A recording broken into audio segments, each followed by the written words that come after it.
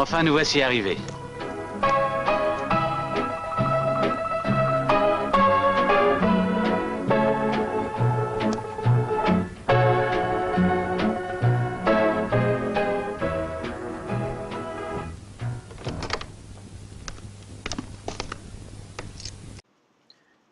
Ousmane Sembène's 1966 film, La Noire tells the story of Giovanna, a young Senegalese woman who moves from Dakar, Senegal to Antibes, France, to work for a rich French couple. In France, Giovanna hopes to continue her former nanny job and anticipates a cosmopolitan lifestyle. But from her arrival in Antibes, Giovanna experiences harsh treatment from the couple, who force her to work as a full servant. She becomes increasingly aware of her constrained and alienated situation and starts to question her life in France.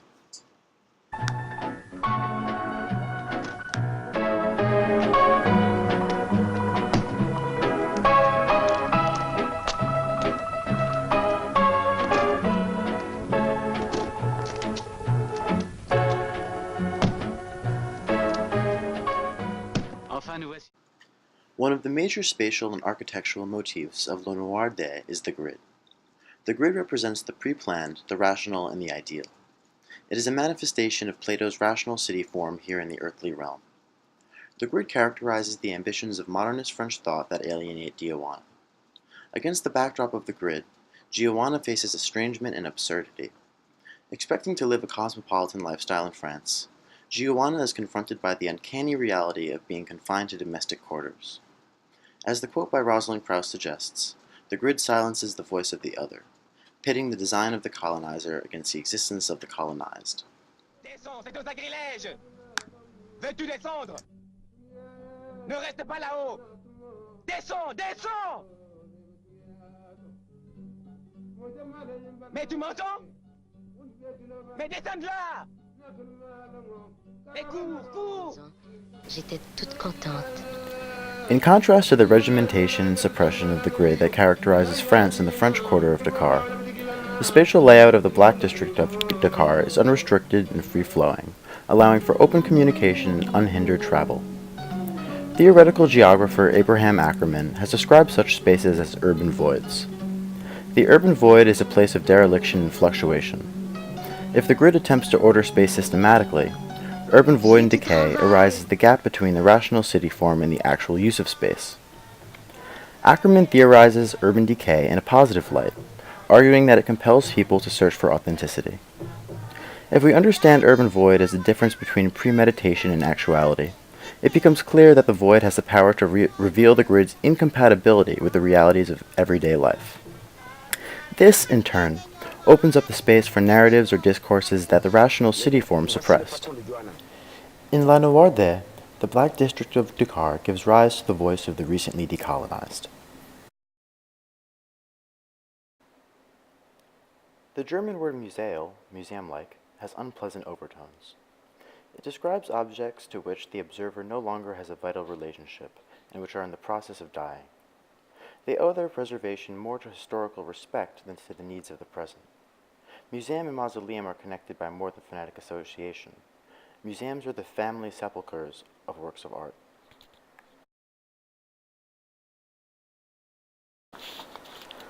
The grid isn't the only symbol of Giovanna's alienation. For this, we also have an African tribal mask.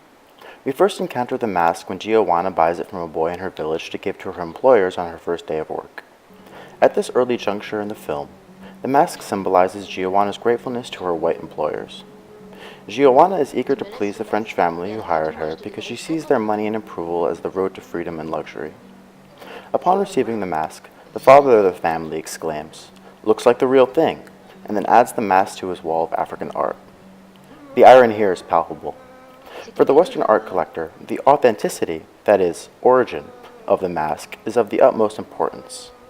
Yet in adding the mask to the art collection, he denudes the mask of its authentic function and context, sublimating it into the category of the exotic. The mask, stripped from its authentic setting, mirrors the alienation felt by Giovanna. On sterile white walls that recall those of a gallery or art museum, the tribal mask speaks to Western categorizations of art as opposed to the realities of African experience. 25 minutes into the film, Giovanna walks up to the mask and laments, "Back in Dakar, they must be saying, Giovanna is happy in France. She has a good life." In his essay, Ackerman also makes this connection between the museum and the grid, writing, quote, "In contrast to fossilized emblems of past time in a museum piece or a heritage site, or to the spatialized solemn form of the ideal city, urban decay is the spontaneous, inadvertent expression of urban change. Within contemporary city form, urban decay is also an ever-present, ongoing veracity. The unplanned space, or the urban void, the unintended aftermath of a plan." In the end, the alienation experienced by Giovanna proves to be too much to handle. To escape her situation, but also to defy her oppressive employers, Giovanna takes her own life. In the tile of the bathtub and bathroom in which Giovanna commits suicide, the viewer is once again confronted by the symbol of her oppression, the grid.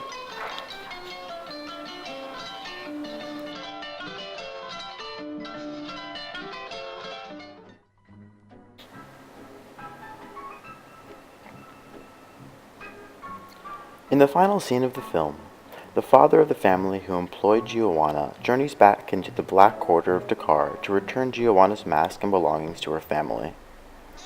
In this moment, it becomes clear that Giovanna's suicide must have had a profound impact on the man. Reading her suicide as an act of defiance against post-colonial oppression, the suicide alerts the man to the alienation that he and his wife inflicted upon Giovanna. The mask, a symbol of Giovanna's estrangement, no longer seems so authentic hanging on his museal walls. If we understand the Black Quarter of Dakar as an urban void that compels us to search for authenticity, we may read the French man's act of reparation as a search for truth. Seeking to clear his conscience and to do for the mask what he can no longer do for Giovanna, the man returns the mask to its authentic context, symbolically returning Giovanna to her home and rescuing her from her alienation.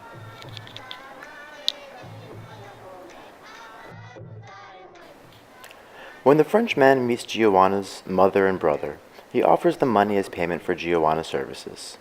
The subtext here, however, is that the man is trying to compensate in cash for Giovanna's suicide. Understanding this subtext, Giovanna's mother and brother refuse the cash payment, leaving the man on his own. In his search for authenticity, the Frenchman is shocked to find that his money is worthless. Money may be able to buy an authentic tribal mask at auction, but it cannot compensate for the atrocities of colonialism.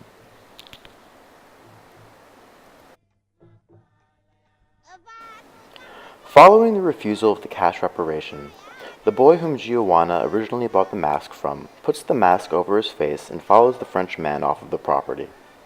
The boy, still wearing the mask, pursues the man all the way through the Black District until he reaches his car and drives away.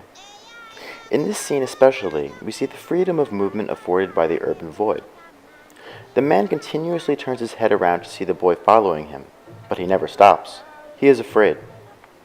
The Frenchman began his journey believing that he would be able to buy good conscience, but upon his arrival it becomes clear that the repercussions of his actions, i.e., the repercussions of colonialism, cannot be assuaged so easily. Upon the mask's return to its authentic context, the mask is resignified as a weapon against the alienating forces of colonialism, literally driving the colonizer out of the home of the colonized. Although Giovanna's mother did not accept his money, the man's search for authenticity is affirmed. Had the Frenchman known that the authentication of the mask would result in his own alienation, he might have settled in keeping the mask on his wall. As it turns out, the authenticity abhorred by the urban void manifests itself as the invalidation of the white man's search for authenticity.